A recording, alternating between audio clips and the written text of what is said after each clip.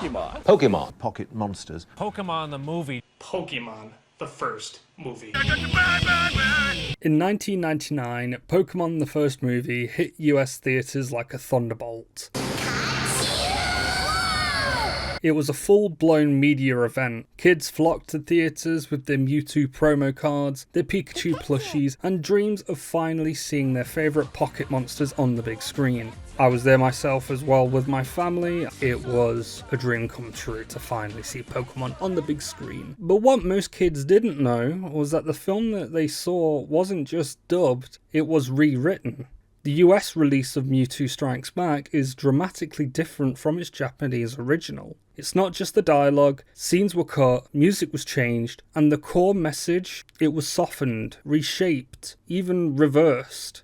This isn't just a story about translation, it's a story about how a deep, philosophical sci-fi anime became an American kids' cartoon blockbuster, and along the way, something got lost. So today, we're going to dive into the strange tale of Mewtwo Strikes Back and ask, what was lost in translation? The Japanese version of the film opens on a dark, ambiguous tone. We hear Mewtwo's internal thoughts. It's quiet, reflective. He's not angry, he's confused. His voice isn't menacing, it's almost childlike.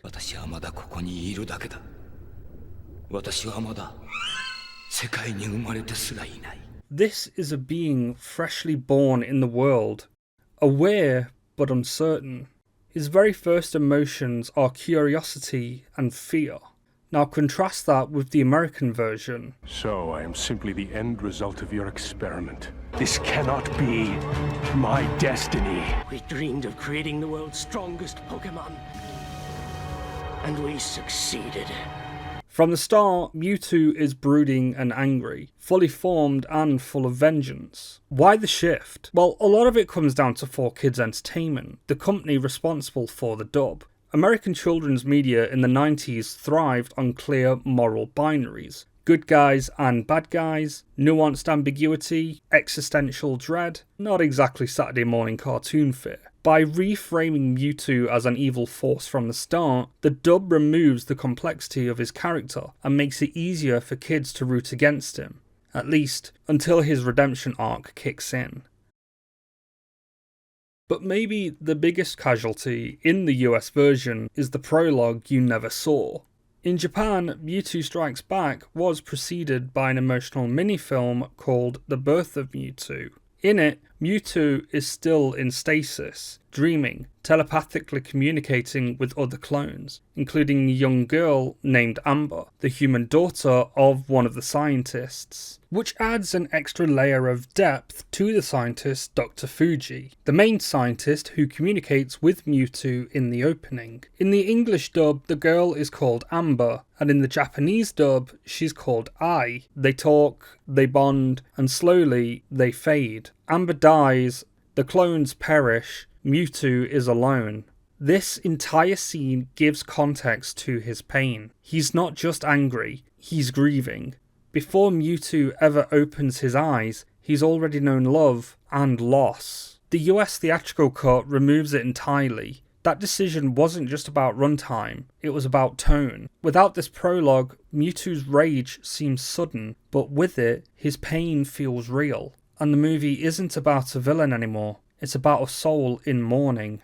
Hey everyone, just giving a quick pause on this video. When I speak about The Birth of Mewtwo, it was included in the Japanese release, but that was only a year after the actual film came out when they showed it on TV in a version called the Kanzenban, which basically just means complete, full version, unabridged. They included it in future releases, but when the film was released in cinema, they didn't actually have that at the beginning, so we got the same version that they did. And I got this information from bulbagarden.net. I will put a link down to it in the description. Also, we did eventually get the uncut version of Birth of Mewtwo, but that was only with the Mewtwo Returns DVD in Australia and America. Now in the UK, where I'm from, we only ever got that on a video, and that did not include the uncut version of Mew's origin. I didn't know anything about it until just recently. Enough talk, back to our regularly scheduled programming. The biggest difference between the two versions might not be what happens, but what it means. In the Japanese version, Mewtwo struggles with identity. He's a clone, a copy. He questions whether he has a soul.